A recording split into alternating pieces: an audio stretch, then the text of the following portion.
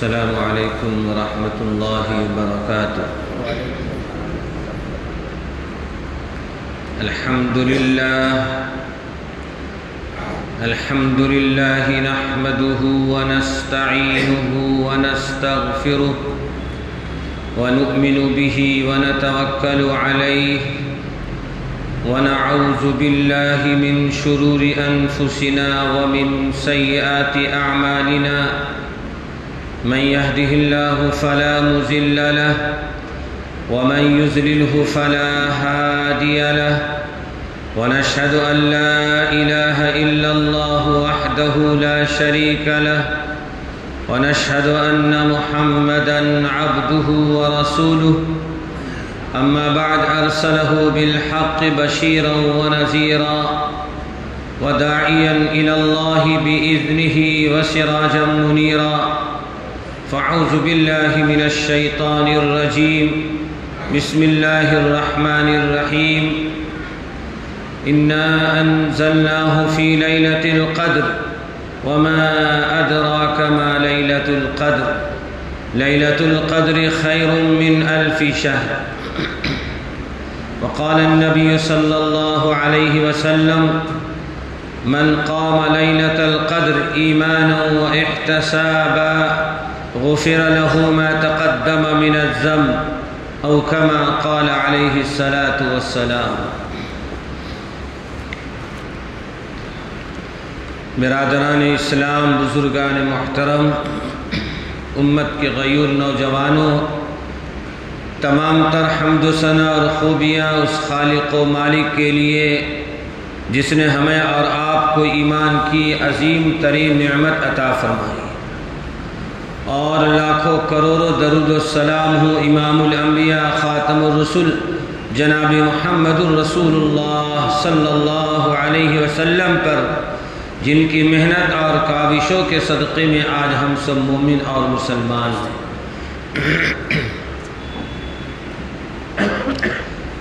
رمضان المبارک کا یہ دوسرا عشرہ، جس کو اوسطم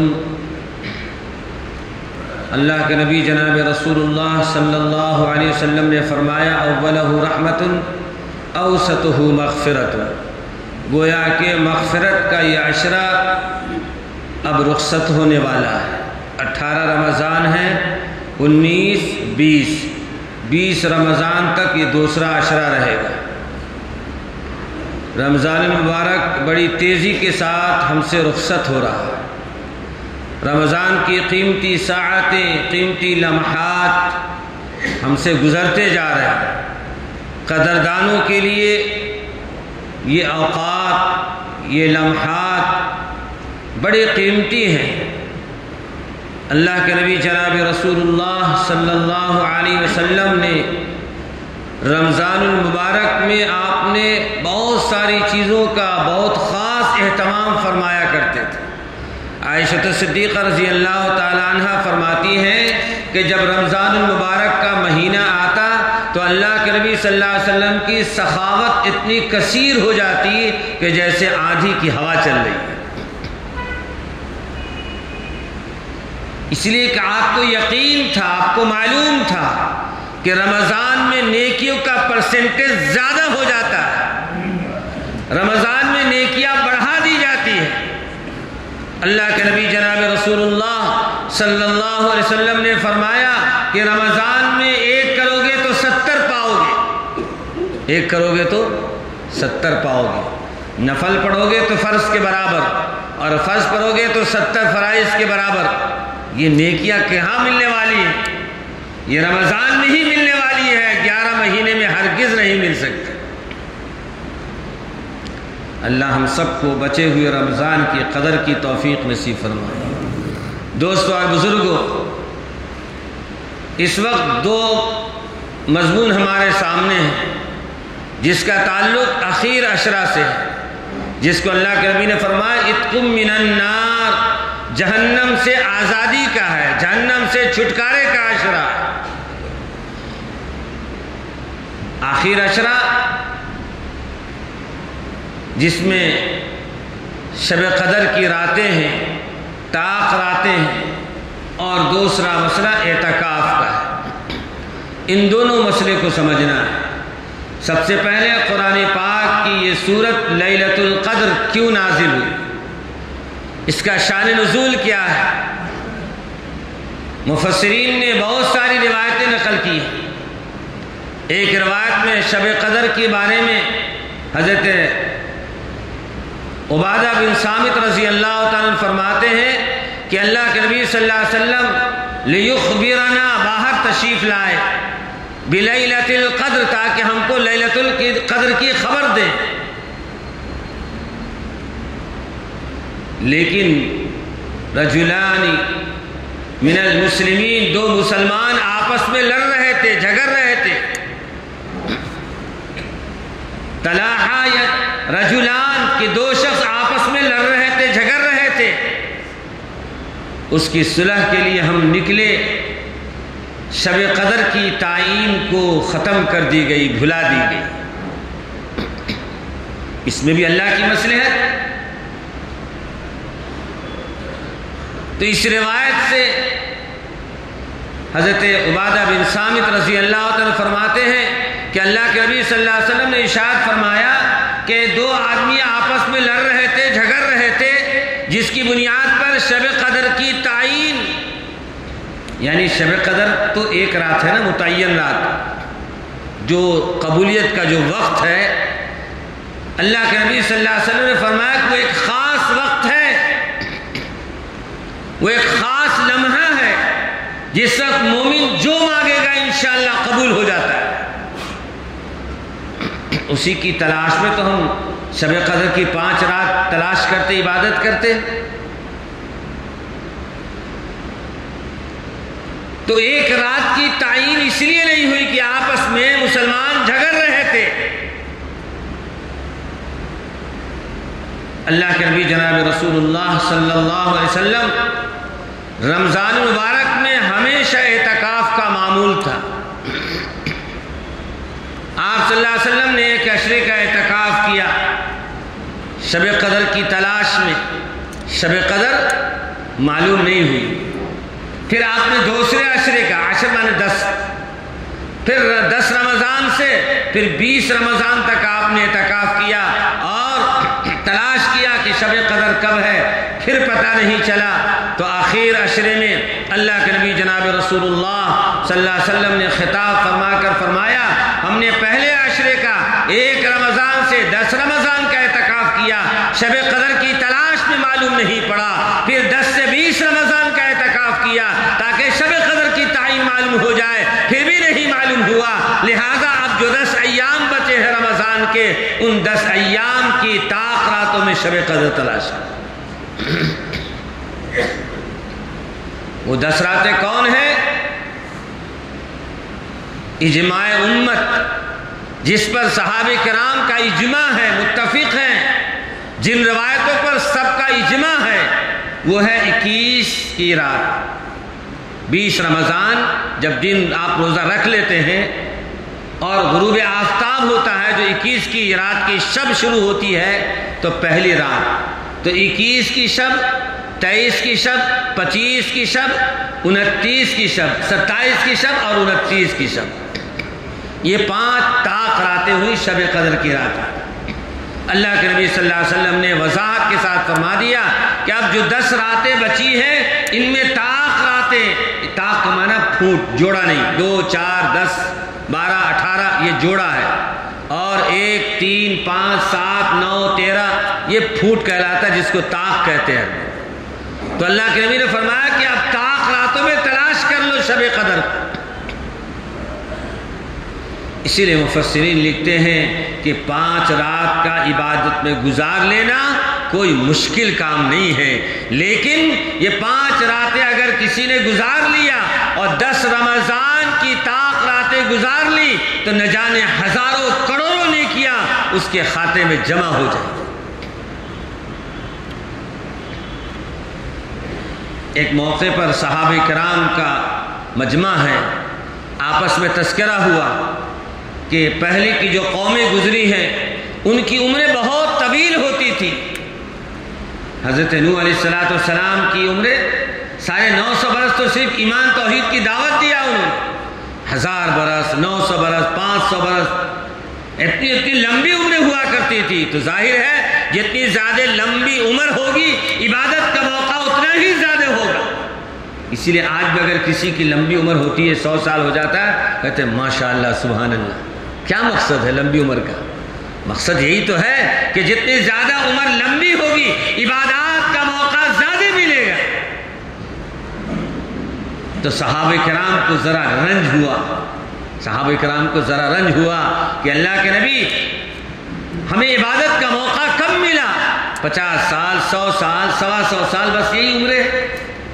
اور ان کی عمریں تو 500 سال، 900 سالیں ہوئی. تو اس رنج کو دور کرنے کے لیے اللہ تعالیٰ نے اِنَّا أَنزَلْنَاهُ فِي لَيْلَةِ الْقَدْرِ یہ سورۃ القدر کو نازل فرمایا. اب اس آیت کا ترجمہ سمجھیے، بات سمجھ میں آ جائے. اس آیت کا ترجمہ سمجھیے. اللہ تعالیٰ نے اس آیت کو اس امت کے رنج کو ختم کرنے کے لیے صحابہ سے اللہ نے نازل فرمایا. اور یہ بشارت ہے، یہ خوشخبری دی گئی کہ جس نے رمضان کی شب قدر کی راتوں میں عبادت کر لیا، اگرچہ ان کی عمریں 1000 سال ہوئی ہے، لیکن کسی نے چند سال رمضان کی شب قدر میں گزار لیا تو لیلۃ القدر خیر من الف شہر کہ شب قدر کی ایک رات جو ہے 1000 مہینوں سے بڑھ کر. کتنے مہینوں سے بڑھ کر ہے؟ 1000 مہینوں سے بڑھ کر ہے. تو عبادت کا درجہ بڑھ گیا کہ گھٹ گیا؟ بڑھ گیا. اگرچہ ان کی عمریں لمبی ہوئی ہے، 1000 سال ہوئی ہے، لیکن 1000 سے بھی 1000 سال زیادہ ہو گئی عبادت کا موقع. اس لیے جس نے شب قدر کو پایا وہ ضرور شب قدر میں عبادت کرے. اللہ رب العزت فرما رہے ہیں اِنَّا أَنزَلْنَاهُ فِي لَيْلَةِ الْقَدْرِ لیلۃ القدر خیر من الف شہر. یہ بھی آپ کو معلوم ہونا چاہیے کہ شب قدر اپنے فضیلت کے اعتبار سے، اپنی وقعت و اہمیت کے اعتبار سے، اپنی عظمت کے اعتبار سے اتنی اونچی رات ہے اور اتنی اونچی عبادت ہے کہ اللہ تعالیٰ نے وہ عظیم کتاب جس کے بارے میں فرمایا لَوْ أَنزَلْنَا هَذَا الْقُرْآنَ عَلَى جَبَلٍ لَرَأَيْتَهُ خَاشِعًا مُتَصَدِّعًا مِنْ خَشْيَةِ اللَّهِ. پہاڑ کانپ اٹھا، زمین کانپ اٹھے اس کی بوجھ کو اٹھانے کے لیے. میرے دوست بزرگوں، اس قرآن کو، اللہ کے اس کلام کو نازل کرنے کے لیے اللہ نے شب قدر کی تعین فرمائی. شب قدر میں اللہ نے قرآن کو نازل کیا. تو آپ اندازہ کر لیجئے کہ شب قدر کتنی پاورفل ہے. لیلۃ القدر خیر من الف شہر. اے مخاطب صلی اللہ علیہ وسلم، آپ کو معلوم ہے کہ شب قدر کیا ہے؟ لیلۃ القدر خیر من الف شہر. فرمایا 1000 مہینوں سے بہتر. کیا فرمایا؟ شب قدر 1000 مہینوں سے بہتر. اس دن کیا ہوتا ہے شب قدر کے اندر؟ تنزل الملائکۃ والروح. کتنی وضاحت اللہ نے فرما دی. اس کے باوجود مسلمانوں کا کام ہے بس 27 کی شب قدر مناتے ہیں، بس ہو گیا کافی. بس شب قدر 27 کو دھوم دھام سے مچا لیتے ہیں، بس ہو گئی شب قدر. شب قدر کا مقصد وہ نہیں ہے. شب قدر کی تعین نہیں کی گئی ہے تاکہ ہم 5 رات جاگیں اور عبادت کریں اور شب قدر کی تلاش کریں. قرآن کہتا ہے تنزل الملائکۃ والروح. فرشتوں کے سردار سیدنا جبرائیل امین آسمان سے نازل ہوتے اترتے، اور تنہا نہیں اترتے ہیں. حدیث پاک کا سہارا لینا پڑے گا. اللہ کے نبی جناب رسول اللہ صلی اللہ علیہ وسلم ارشاد فرماتے ہیں فرشتوں کے سردار سیدنا جبرائیل امین فرشتوں کی ایک بڑی جماعت کے ساتھ آسمان دنیا سے زمین پر تشریف لاتے ہیں اور گلی گلی کوچے کوچے گھومتے ہیں اور عبادت کرنے والوں کی عبادت پر. اللہ کے نبی نے فرمایا کہ اس وقت اللہ تعالیٰ حکم فرماتے ہیں فرشتوں کو کہ جو لوگ شب قدر کی تلاش میں رات میں جاگ کر عبادت کر رہے ہیں، تلاوت کر رہے ہیں، تہجد پڑھ رہے ہیں، تسبیح پڑھ رہے ہیں، توبہ استغفار کر رہے ہیں، ان کی توبہ پر، ان کی دعاؤں پر تم آمین کہو. تنزل الملائکۃ والروح فیہا، اسی رات، فیہا سے مراد شب قدر کی رات. بِإِذْنِ رَبِّهِمْ، جبرائیل امین اپنی مرضی سے لشکر لے کر نہیں آ جاتے ہیں فرشتوں کا، بِإِذْنِ رَبِّهِمْ رب کی اجازت سے آتے ہیں۔ کس کی اجازت سے آتے ہیں؟ رب کا حکم ہوتا ہے۔ معلوم یہ ہوا کہ شب قدر میں جاگنا، عبادت کرنا اتنی خوش نصیبی کی بات ہے کہ اللہ تعالیٰ فرشتوں کے سردار کے ساتھ فرشتوں کی جماعت کو اتارتے ہیں اور اس رات میں عبادت کرنے والے اور دعا کرنے والے کی دعا پر آمین کہتے ہیں۔ تنزل الملائکۃ والروح فیہا بإذن ربہم من کل امر سلام ہی حتی مطلع الفجر۔ وہ شب قدر کی رات کب شروع ہوتی ہے اور کب ختم ہوتی ہے؟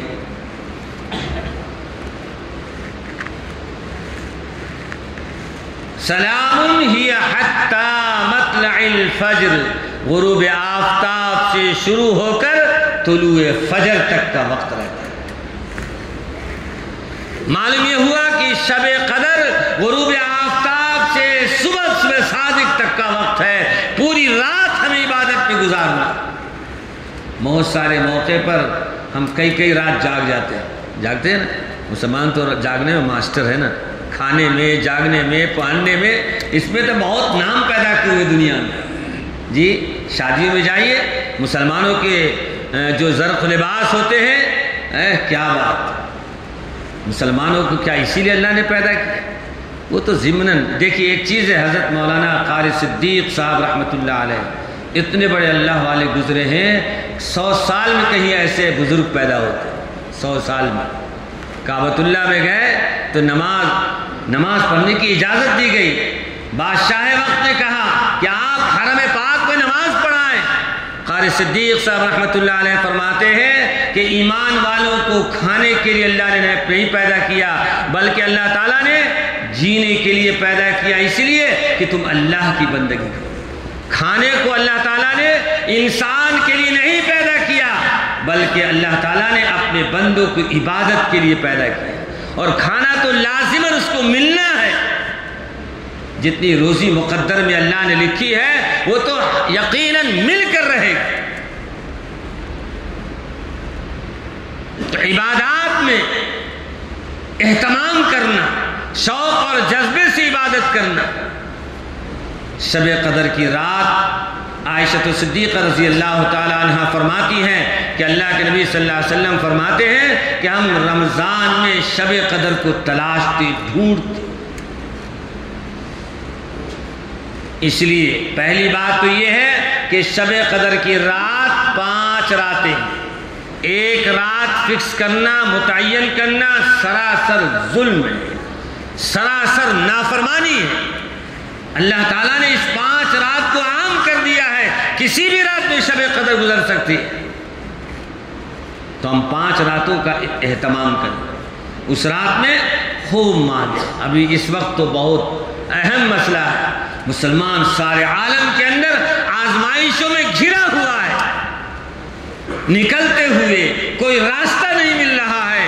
مومنوں مسلمانوں، ایک راستہ آپ کے پاس آخر وقت تک ہے اور رہے گا انشاءاللہ۔ الدعاء مخ العبادہ، دعا کا عبادت کا مغز ہے۔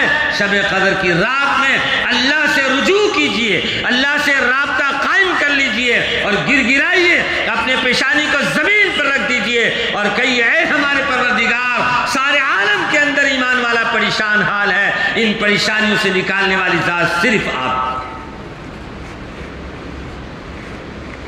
حالات کو بدلنے والی ذات آپ کی ہے، مسائل کو حل کرنے والی ذات آپ کی ہے۔ ہر مومن کی ذمہ داری ہے کل امت مسلمہ کے لیے دعا کیجیے۔ تو شب قدر میں خوب مانگنا، خوب عبادت کرنا، خوب جاگنا۔ اس کے بعد دوسرا مسئلہ ہے اعتکاف کا مسئلہ۔ اعتکاف بھی چونکہ آخر عشرے میں ہوتا ہے۔ اللہ کے نبی جناب رسول اللہ صلی اللہ علیہ وسلم نے قیام اللیل کے بارے میں فرمایا۔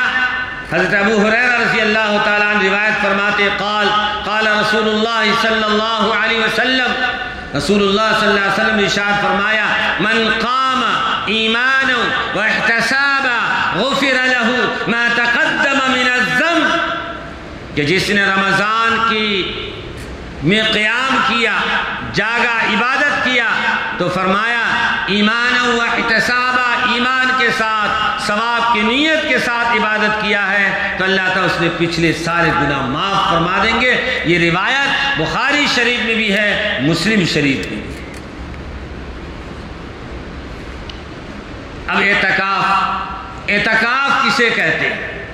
دیکھیے اعتکاف 3 قسم کا ہے۔ اعتکاف 3 قسم کا ہے۔ ایک اعتکاف نظر کا ہوتا ہے، آپ نے نیت کر لیا کہ میں امتحان میں پاس ہو گیا، فلاں میرا کام ہو گیا تو 3 دن کا اعتکاف کروں گا یا 10 دن کا اعتکاف کروں گا۔ تو یہ اعتکاف جو آپ نے نیت کر لیا آپ کے ذمہ واجب ہو گیا۔ اگر آپ کا وہ کام ہو گیا تو آپ کے ذمہ اعتکاف کرنا واجب ہو گیا، ضروری ہو گیا۔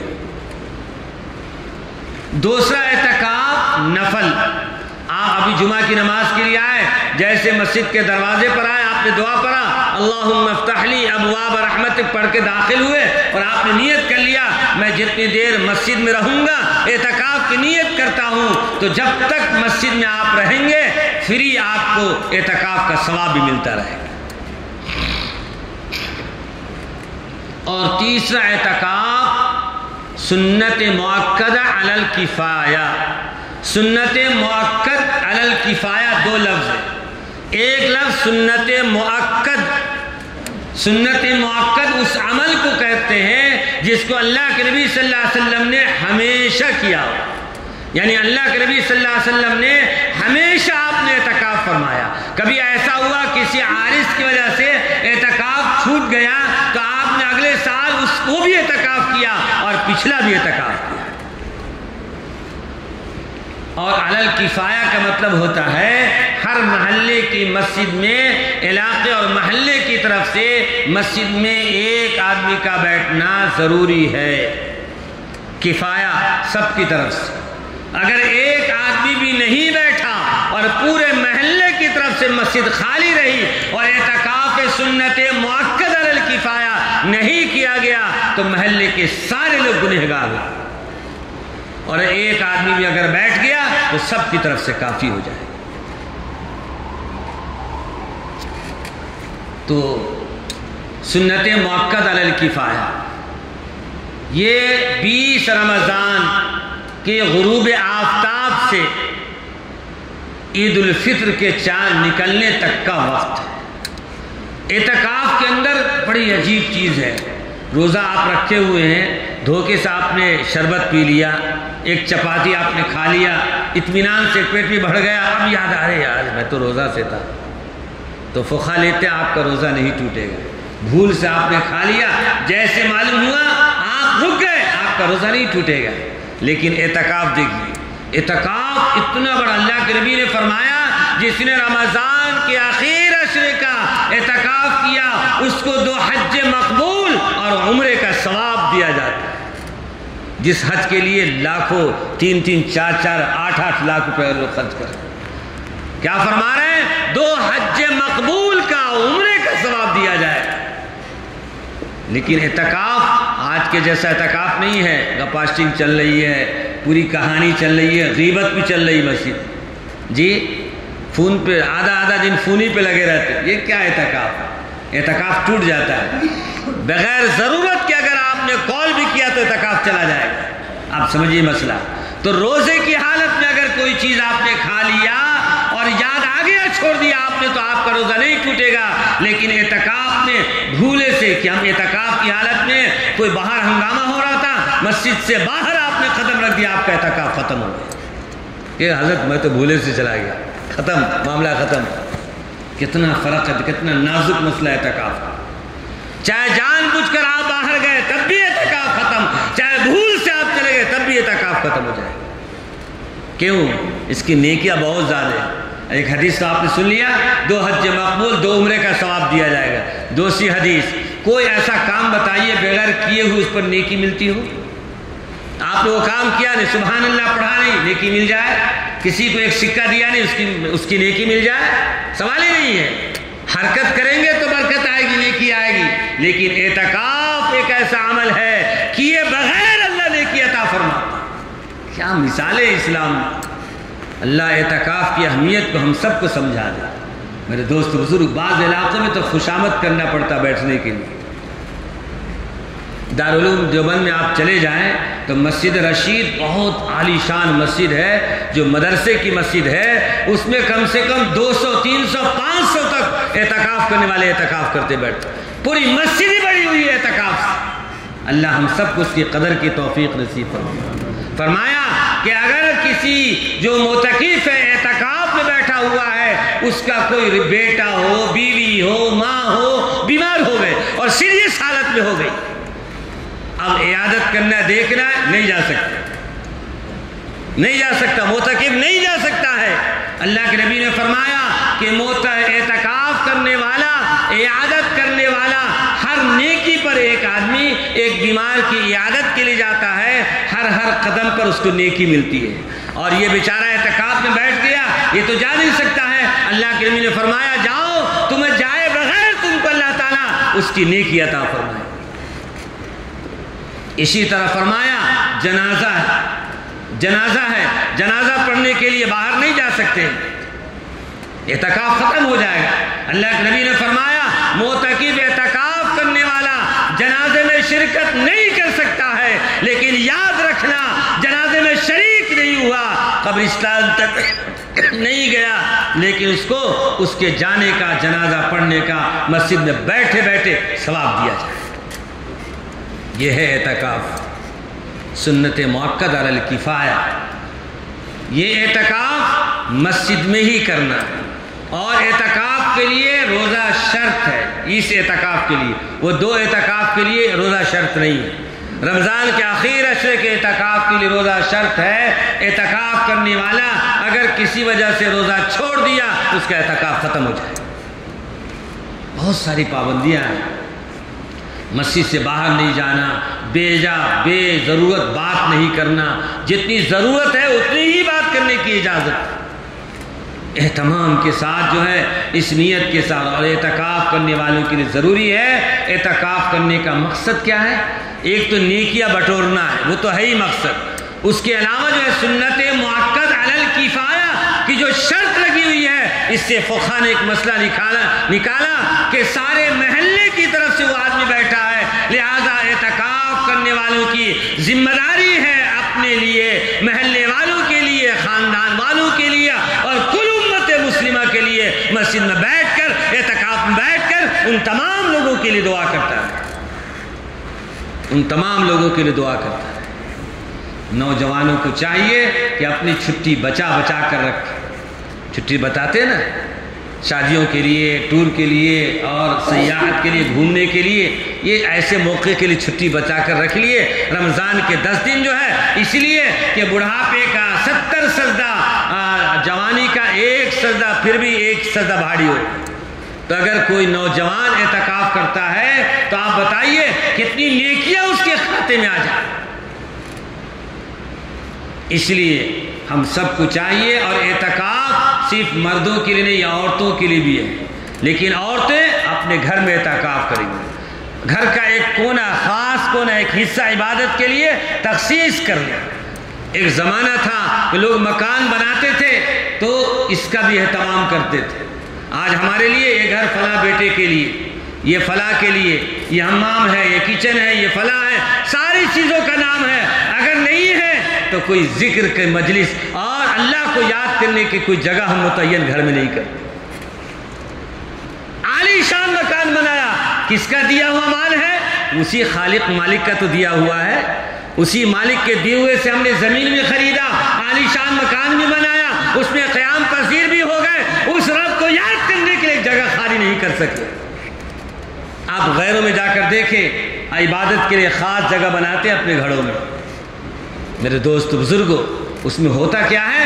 اگر ایسا کر لیا تو ایک فائدہ یہ ہے کہ آدمی، لوگ گھر میں کراہت محسوس کرتے ہیں کون سی جگہ پاک ہے، کہاں پہ نماز پڑھے نہیں پڑھے. اور عبادت کی جگہ خاص ہوگی، وہاں قرآن بھی ہوگا، حدیث بھی ہوگا، جائے نماز بھی ہوگی، تسبیح بھی ہوگی. فوراً جائے گا، وہاں بیٹھ جائے گا اور عبادت بھی کر لے گا، تلاوت بھی کر لے گا. اور رمضان آیا تو بہترین اعتکاف بھی کر لے گا.